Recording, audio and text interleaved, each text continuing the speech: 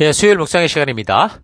믿음은 하나님의 말씀을 먹으면서 자라나야 한다. 믿음은 하나님의 말씀을 먹으면서 자라나야 한다. 자, 이런 제목으로 오늘 묵상도 함께 나누겠습니다. 자, 어제까지 우리는 베드로 전서를 살폈는데요. 오늘부터는 이제 베드로 후서를 살피도록 하십니다. 자, 베드로 후서는 베드로 전서가 적혀지고 약 3, 4년 후, 그러니까 베드로가 순교하는 AD 68년 전에 아마 적혀진 것으로 볼 수 있겠죠. 베드로 전서가 AD 64년 그 로마 대화재 사건을 계기로 네로의 박해가 시작되면서 AD 68년 네로가 죽기까지 로마와 그 주변에서 기독교인들을 향한 엄청난 네로의 그 만행들에 대한 소식을 듣고 그 두려워하는 그 소아시아 지역 교회 성도들에게 적혀졌었으니까 역사 기록에 의하면 베드로도 이제 AD 68년에 순교한 것으로 볼 때 AD 한 67년에서 68년경, 그러니까 베드로가 죽기 그 얼마 전에 이 베드로후서가 적혀졌다라고 볼 수 있습니다.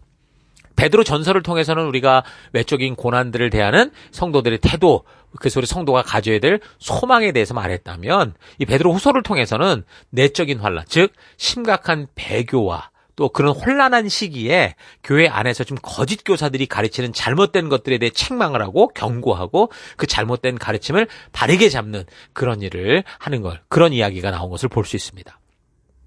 그러니까 사도 바울의 서신들을 참고할 때 그 거짓 교사들이 하던 일이 뭐였습니까? 예수를 그리스도로 인정하지 않거나 또는 예수님 외에 또 다른 구원의 방법이 필요하다고 가르치는 것이었죠. 그러니까 하나님의 뜻이 분명함에도 불구하고 세속의 요구와 섞여서 변질된 자기 철학을 가르치는 게 거짓 교사였습니다. 율법을 과하게 오해해서 율법주의화되거나 아니면 예수님께서 완성하신 율법의 의미를 과하게 해석해서 율법이 진짜 의도하는 것과 상관없이 다 필요 없는 것처럼 만들어서 이 변질된 지식을 가르치는 것, 이상한 자기의 논리를 가르치는 게 바로 거짓 교사들이었습니다. 이런 문제들이 교회 안에서 지금 벌어지고 있었기 때문에 사도 바울도 그래서 강력하게 그 거짓되게 가르치는 자들을 저주하고 단속하려고 했었고요. 같은 시기 지금 같은 상황에서 사역했던 사도 베드로 또한 이 말씀을 보니 예수님의 몸된 교회가 병들지 않고 바른 진리에 온전히 설 수 있도록 거짓들을 분별해낼 수 있는 그런 그 이야기를 하고 있는 겁니다.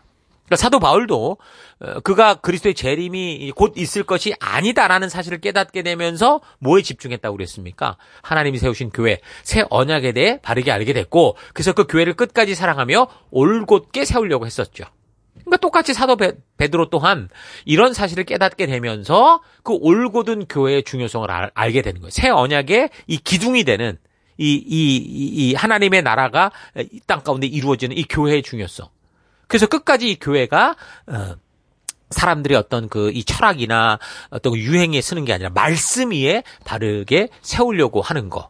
그래서 그의 죽음에 앞서서 마지막으로 이제 성도들에게 뭘 가르쳐야 될까라고 볼 때 사도 바울이 바로 이런 이야기를 했던 거. 굉장히 중요한 의미가 있다라는 거죠. 사실 이런 부탁, 그러니까 하나님의 자녀된 백성답게 하나님의 뜻을 따라 구별된 삶을 살아다오. 결국 이 얘기인데 이 이야기는 지금 사도 베드로만 얘기하는 게 아니었고요. 모든 구약의 선지자들과 또 신약의 모든 사도들이 저들의 삶을 마감하며 마지막으로 선택하여 유언으로 남긴 그런 부탁들이에요.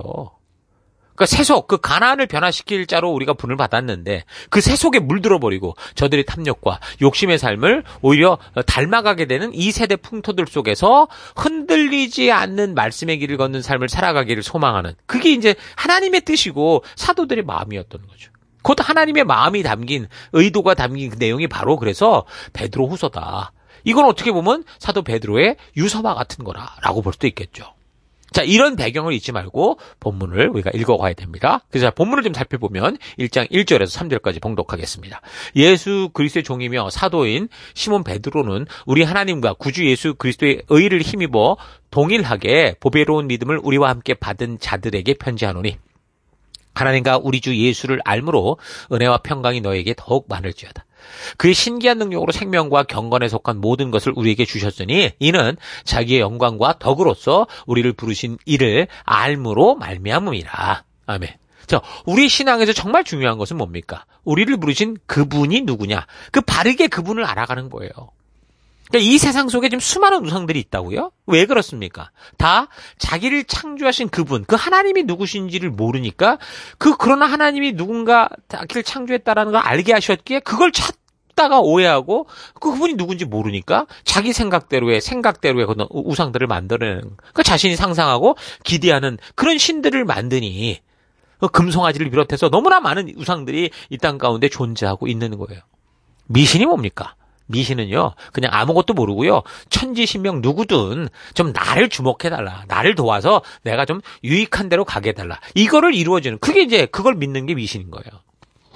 마치 그러면 장님이 누군가가 이끄는 대로 끌려가는 것처럼 미신은 맹목적으로나 또는 자신의 욕심에 깊이 빠져 이끄는 대로 그냥 눈 감고 쭉 끌려가는 거하고 똑같은 거예요.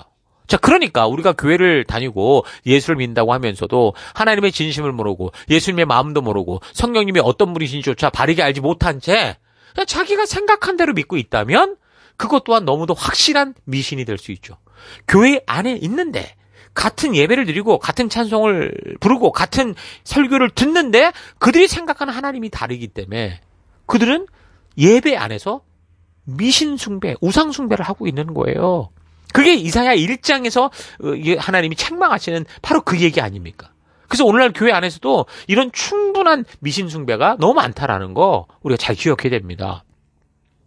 출애굽을 해서 하나님과 시내산에서 열방의 제사장으로 언약을 맺은 이 이스라엘 백성들이 하나님께서 하나님 나라 백성답게 살아갈 그 말씀, 법도를 주시기 위해서 그 시내산으로 모세를 부르셨잖아요. 그래서 40일 동안 이 레위기의 내용이죠. 결국 그걸 말씀해 주실 때 그 인간들이 그 시내산 밑에서 그 40일을 참지 못해서 자기들을 인도한 하나님을 만들어내라 이러면서 결국에는 금송아지를 만들어 숭배했었죠.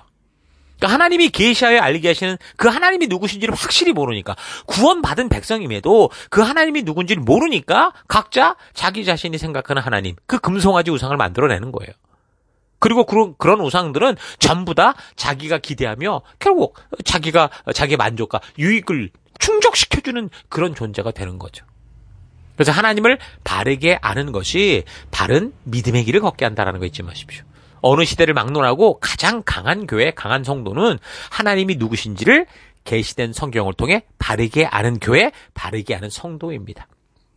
오늘날 교회들이 진실한 복음을 가지고서도 왜 이렇게도 미신적이고 샤머니즘 이런적인 그런 종교단체가 됐을까? 그 답은 분명한 거예요. 바로 하나님이 누구신지 바르게 온전하게 모르기 때문인 거죠. 여러분들이 세상을 바르게 알아야 여러분들이 성경을 바르게 알아야 이 세상 속의 이단이나 거짓 교사들에게 맹목적으로 끌려다니지 않을 수 있습니다.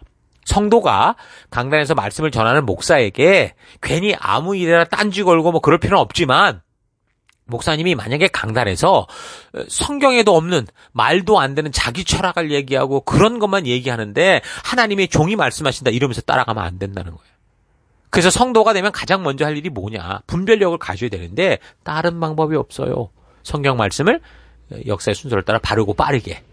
그래서 창조로부터 왜 예수님이 이 땅에 오셔서 십자가를 지셔야 됐는지, 그리고 이제 그분이 다시 오실 그 계시록의 마지막 새하늘 새 땅이 임하는 그 시기까지 이 성경의 이 역사 이야기를 알아야 돼요. 자초지정을 알아야 돼요. 전체를 볼 수 없으면 결국 작은 것에서 길을 잃게 되고 그 2단 3단으로 빠져들어가는 겁니다. 그리스도인들의 믿음은 거듭난 후에 반드시 시내산으로 가서 말씀으로 바르게 거듭나고 성장해야 됩니다. 홍해를 건넌 후 그래서 반드시 시내산으로 가야 돼요. 그저 기독교인으로 탄생해서만 되는 게 아니고요. 홍해를 걷는 것으로 끝나는 게 아니고요. 그렇게 구원받은 생명은 반드시 말씀 앞으로 가서 성장하고 말씀과 함께 성화되어 성숙해야 됩니다. 홍해만 건너면 되는 게 아니에요. 홍해를 건넌 후 하나님이 이끄시는 그 말씀의 길을 따라가야 되는 거예요. 그래서 예수 그리스도의 거룩한 성품에 참여하는 자가 되어야죠. 우리가 처음 변화됐을 때 신분적으로는 완전한 하나님의 자녀가 됐지만 우리의 뇌가 새롭게 리셋되기 전에는 여전히 우리 안에 남은 옛사람의 세속적 성품을 가지고 그런 태도를 가지고 살기 마련인데, 그래서 말씀 안에서 말씀을 바르게 먹고 점점 성장하고 성화돼가며 성숙되어서 그런 옛사람의 태도와 습관을 완전히 버리고, 그래서 하나님의 말씀, 그 뜻대로 살아가는 태도와 습관으로 가득 찬 그 하나님의 성품에 참여한 자가 돼야 된다라는 거죠. 그래서 베드로 사도가 말하는 거 1장 4절 이로써 그 보배롭고 지극히 큰 약속을 우리에게 주사 이 약속으로 말미암아 너희가 정욕 때문에 세상에서 썩어질 것을 피하여 신성한 성품에 참여하는 자가 되게 하려 하셨느니라. 그러므로 너희가 더욱 힘써 너희 믿음의 덕의 지식을 그러니까 믿음만 가지고 다 되었다라고 말하면 안 된다라는 거예요. 그러면서 그 회당만 왔다 갔다 하는 게 온전치 않다는 거죠. 그래서 믿음의 덕의 지식을 6절 지식의 철저의 인내를, 인내의 경건을, 7절 경건의 형제 우애에 사랑을 더해라. 8절 이런 것이 너에게 있어 흡족한즉 너희가 우리 주 예수 그리스도를 알기에 게으르지 않고 열매 없는 자가 되지 않게 할 수 있다. 그러니까 우리는 믿는 이들의 삶에 열매가 없는 우리가 같이 믿고 있고 이런데 내 삶에 열매가 없는 이유는 뭐라는 거예요? 믿음만 가지고 다 된다고 생각해 왔기 때문이에요. 우리의 믿음이라는 그 기초에 바른 교회를 건축해야 되는 거예요. 1장 9절 이런 것이 없는 자는 맹인이라 멀리 보지 못하고 그의 옛 죄가 깨끗하게 된 것을 잊었느니라. 이걸 현대어 성경으로 뭐라고 말하냐면 믿음만 있으면 그만이라고 여기고 더 이상 아무것도 추구하지 않는 사람들은 이렇게 얘기를 해요. 그러니까 말씀의 바른 기초 위에 우리의 믿음의 집을 쌓아가지 않으면 우리는 어느 순간 옛사람의 모습으로 되돌아가게 된다라는 거죠. 그래서 개가 토한 것을 다시 먹듯이 그런 옛사람의 죄악된 삶을 다시 따라가는 그런 존재가 된다는 거예요. 그래서 우리는 믿음을 가져야 되고 우리의 믿음은 하나님의 말씀에 근거한 그 말씀, 하나님의 뜻을 먹으며 자라가야 돼요. 그래서 믿음에 더불어 하나님의 말씀의 가치로 바르게 쌓여져야 영원한 천국을 향한 길에서 길을 잃지 않는 거죠. 분별력이 생기니까. 그러니까 믿음이 말씀으로 건강해지지 않으면 당연히 이 세상에 보이는 것들에 애정을 가지게 되고 그 욕심에 끌려가게 돼 있습니다. 그래서 하나님의 말씀의 가치로 우리의 본성을 바르게 다스리지 않으면 사탄은요 우리의 욕심을 자꾸 자극해서 우리의 본성이 원하는 대로 육체의 정욕을 사랑하게 만들고 말 겁니다. 그러니까 우리의 육체의 삶은 하나님의 말씀의 그 가치로 다스려져야 돼요.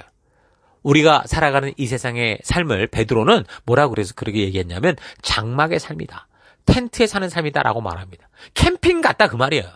육신의 장막이란 우리 육체 가운데 사는 삶은 유한한 삶이다. 이걸 얘기해 주는 거예요. 그래서 우리가 살아가는 이 육신의 장막에 거하는 삶이 성경대로 70년, 강건하면 80년. 요즘에 의학 기술을 통해 100년이면 산다고 그랬는데 100년이 전부예요. 그 후에는 반드시 뭐가 있다고요? 영원한 심판이 있다. 자, 이런 사실 잊지 마시고 우리를 위해 준비하신 영원한 삶을 소망하며 여러분 하루하루 승리하는 우리가 되기를 바랍니다. 그래서 오늘 하루 나는 정말 잠깐 후면 하나님의 심판대 앞에 서는 그런 날이 올 것이라는 이런 실제성을 가지고 살아가고 있는지 아니면 이렇게 그냥 살다가 죽는 것이 인생의 모든 것이라고 생각하고 있는지 좀 차분히 되돌아볼 수 있기를 바랍니다. 과연 이 세상의 삶이 우리의 모든 것일까요? 죽은 후에 계속되는 영원한 삶이 전혀 없는 것일까요? 이건 누구라도 사실 대답할 수 없는 질문입니다. 누군가 죽으면 그 죽음으로부터 돌아온 사람이 없으니. 그러나 성경은 분명히 우리에게 죽음 이후의 삶에 대해 분명하게 말씀하고 있습니다. 우리에게는 영원한 삶이 있다는 거죠. 우리가 믿든지 안 믿든지 모든 인간들에게는 영원한 삶이 약속되어 있어요. 우리가 생을 시작하는 곳은 바로 이곳, 이 땅에서지만 우리는 우리의 삶은 지옥에서든 천국에서든 영원히 죽지 않은 삶을 살아가게 된다는 거예요. 인간 누구이든 그런 영원한 삶을 사는 존재는 분명합니다. 그래서 주의 말씀에 바르게 귀를 기울여야 하나님이 그의 백성들에게 알려주신 그 영생으로 가는 길, 말씀의 길로 따라가야 영원한 삶을 지옥이 아니라 천국에서 보내는 그 길을 걸어갈 수 있는 거죠. 오직 믿음으로 구원을 얻은 이스라엘 백성들이 홍해를 건너 광야의 길에서 또는 가나안 땅에서 수도 없이 자기의 길로 가버렸기에 죽음으로 갔다라는 걸 기억하시기 바랍니다. 오직 믿음으로 구원을 얻은 우리가 홍해를 건너 사명의 땅을 걸어가는 우리 성도들이 오직 주의 말씀의 가치를 따라 천국 백성다운 그 법도를 따라 영원한 길을 향해 걷는 그런 우리가 되기를 바랍니다. 믿음은요, 말씀을 먹어야만 바르게 자랍니다. 그 말씀의 길이 있기 때문이에요. 예수님께서 길과 진리요 생명 되시는 것은 그가 바로 하나님의 말씀, 하나님의 마음이기 때문이에요. 그래서 우리가 믿는 백성으로 이 하나님의 말씀 안에서만 생명의 길을 만날 수 있는 겁니다. 믿음을 가졌다고 하면서 세상의 것들만 듣고 본다면요, 결국 그 영혼은 뿌리까지 썩는 그런 일이 생기고 말아요. 내가 선 곳곳 그 어느 곳이든 바로 그곳에서 나는 천국의 길을 걷고 있다라는 이 사실을 잊지 마시고 오늘도 주의 말씀의 가치를 따라 참된 생명의 길을 걷는 여러분 될 수 있기를 주의 이름으로 축원합니다. 자, 오늘 하루도 힘내십시오. 잠시 기도하겠습니다. 하나님의 진심과 뜻이 오직 성경 안에 있다는 이 사실을 듣기만 할 뿐 나의 삶 속에서는 그 하나님의 진심을 알기 위해 성경을 읽고 묵상하며 하나님 말씀 앞에 나아가는 그런 일들이 없었던 것 하나님 회개합니다. 용서해 주옵소서. 믿음은 하나님의 말씀을 먹어야 바르게 자라날 수 있다라는 이 사실을 잊지 않고 오직 주의 말씀을 사모하며 더 많은 시간들을 주의 말씀을 듣고 보고 읽고 나누는 일에 사용하는 내가 되기 원합니다. 하나님 성경의 가치관을 따라 내가 번뇌를 받은 곳에서 살아가는 진정한 빛된 자녀 되기를 결단합니다. 하나님 이 사실을 잊지 않고 이 말씀이 나를 살리고 이 말씀이 나를 서게 하며 말씀이 나를 주께로 인도한다는 이 사실을 잊지 않고 오늘 하루도 이 말씀과 동행하는 내가 될 것을 결단하고 감사드리며 예수님 이름으로 기도했습니다. 아멘.